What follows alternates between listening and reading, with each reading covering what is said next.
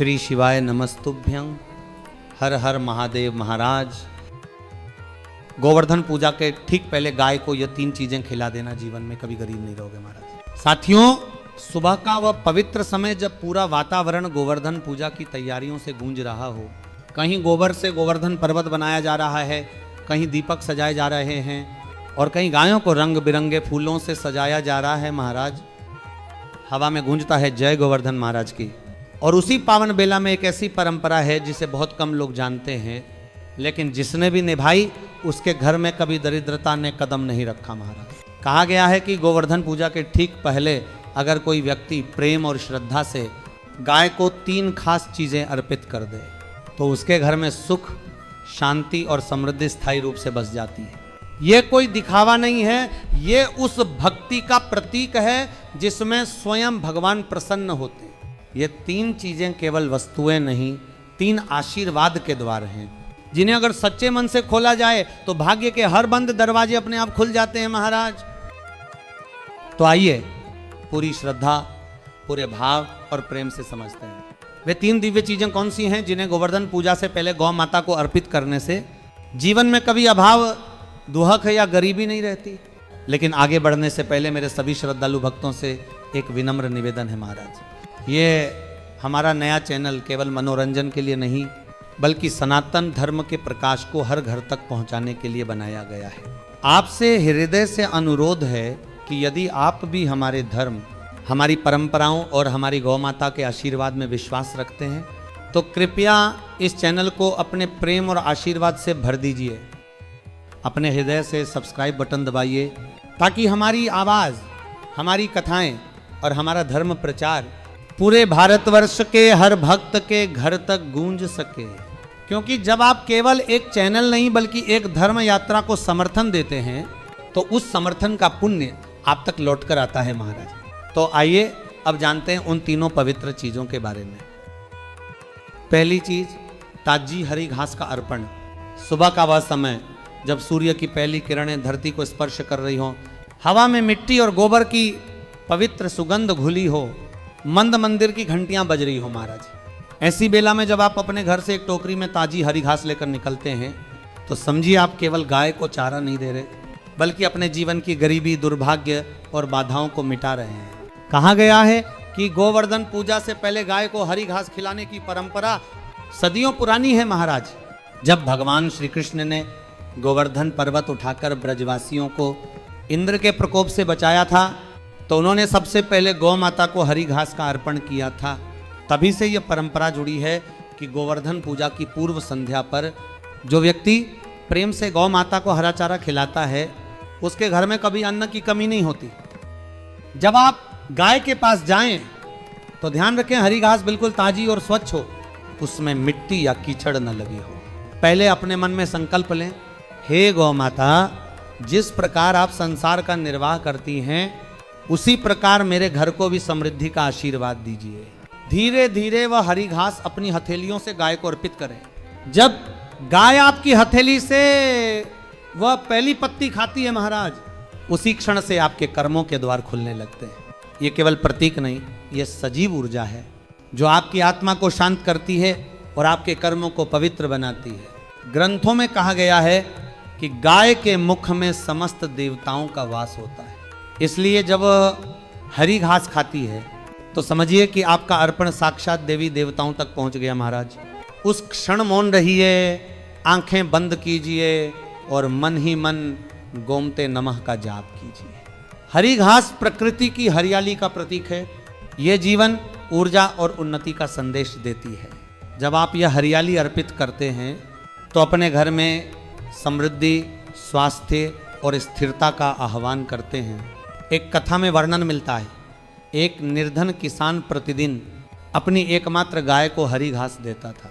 भले ही उसके पास खुद के लिए रोटी न हो, वह कभी पूजा पाठ नहीं करता था, बस गौ सेवा करता था। कुछ महीनों में उसका खेत लहलहा उठा, सूखी जमीन से पानी निकल आया और वही गरीब किसान पूरे गांव का दाता बन गया महाराज। जब लोगों ने पूछा तूने कौन सा चमत्कार किया, वह मुस्कुराया और बोला, मैंने कुछ नहीं किया, बस गौ माता की सेवा की। उन्होंने मेरे घर में भगवान को भेज दिया इसीलिए जब आप भी श्रद्धा से हरी घास खिलाते हैं तो आपकी गरीबी का अंत शुरू हो जाता है। हरी घास केवल पौधा नहीं, ये धरती माता का अंश है महाराज। जब ये गाय के मुख में जाती है तो आपके कर्मों की कठोरता गलने लगती है, आपके घर में हरियाली, शांति और सुकून का संचार होता है। दूसरी चीज, गुड़ और मिश्री का अर्पण।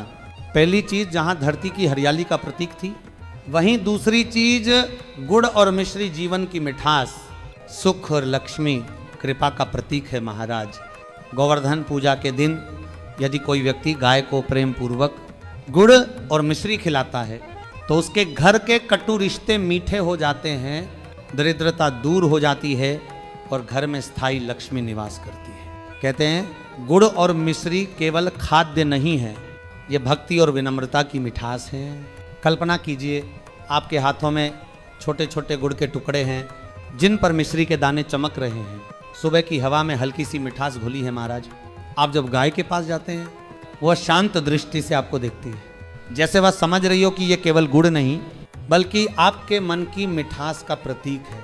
आप धीरे से वह गुड़ गाय के सामने रखते हैं, वह उसे चबाने लगती है और हर चबाने की आवाज़ मानो आपके जीवन के कटु अनुभवों को मीठा करती जाती है महाराज। पुराणों में कहा गया है गुड़ का रंग भले ही गहरा हो पर उसका स्वभाव पवित्र और मधुर होता है। ठीक वैसे ही जैसे मनुष्य का हृदय, जब आप ये गुड़ अर्पित करते हैं तो आप ये प्रार्थना कर रहे होते हैं, हे गौ माता, मेरे जीवन की कठोरता, मेरे कर्मों की कड़वाहट इस गुड़ की तरह मधुर हो जाए। गुड़ को देते समय ध्यान रखें वह ताजा और शुद्ध होना चाहिए। एक कटोरी में थोड़ा गुड़ और कुछ मिश्री के दाने मिलाइए। इस मिश्रण को पहले गाय की दृष्टि के सामने रखिए, फिर प्रेम पूर्वक खिलाइए। हर बार जब गाय ये गुड़ खाए अपने मन में गोमते नमः का जाप कीजिए। ये जाप आपके कर्मों में मिठास लाएगा, आपके परिवार के संबंधों में प्रेम बढ़ाएगा महाराज। गुड़ धरती की ऊष्मा से बनता है, मिश्री जल की शीतलता से। जब ये दोनों एक साथ अर्पित किए जाते हैं तो ये ऊर्जा और शांति के संतुलन का प्रतीक बन जाता है।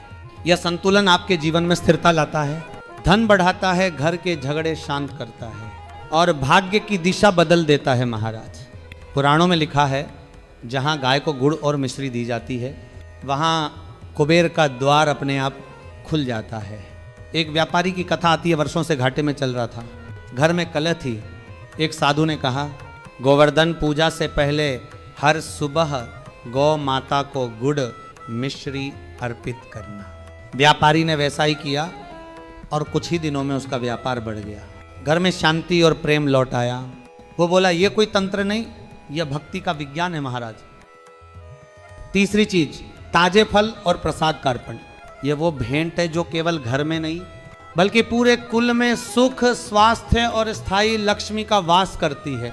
सुबह की मंद हवा में धूप की सुगंध घुली हो, मंदिर की घंटियां बज रही हों और आपके हाथों में एक थाली हो जिसमें केले, सेब और ताजा बना हुआ हलवा रखा हो महाराज। जब आप गाय के पास जाएं, वो अपनी शांत आंखों से देखती है, मानो कह रही हो क्या आज तुम भी आभार व्यक्त करने आए हो।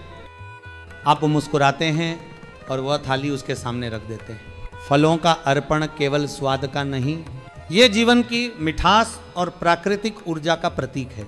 फल भगवान का सबसे शुद्ध उपहार है जो बिना हिंसा के सीधे धरती से मिलते हैं। जब आप इन्हें गाय को देते हैं तो अपने जीवन में स्वास्थ्य, संतुलन और सुख का आह्वान करते हैं महाराज। कहा गया है जो मनुष्य गोवर्धन पूजा से पहले गौ माता को फल अर्पित करता है उसके जीवन में अकाल मृत्यु नहीं आती, परिवार में रोग प्रवेश नहीं करता। जब आप ये अर्पण करें तो मन में कहें, हे गौ माता, जैसे यह फल मीठा और जीवनदायी है वैसे ही मेरा जीवन भी फलदायी बने। ध्यान रखें, फल ताजे और स्वच्छ हों, सड़े या खराब न हो। अगर चाहें तो इनके साथ घर का बना छोटा प्रसाद, हलवा, खीर या गुड़ का लड्डू भी रख सकते हैं, पर वह शुद्ध घी से बना होना चाहिए। ये अर्पण कृतज्ञता का प्रतीक है महाराज, जो हमें सिखाता है कि जो बांटता है वही समृद्ध होता है। अब प्रेम से बोलिए, जय गोवर्धनधारी श्री कृष्ण महाराज की, जय गौ माता की, हर हर महादेव महाराज।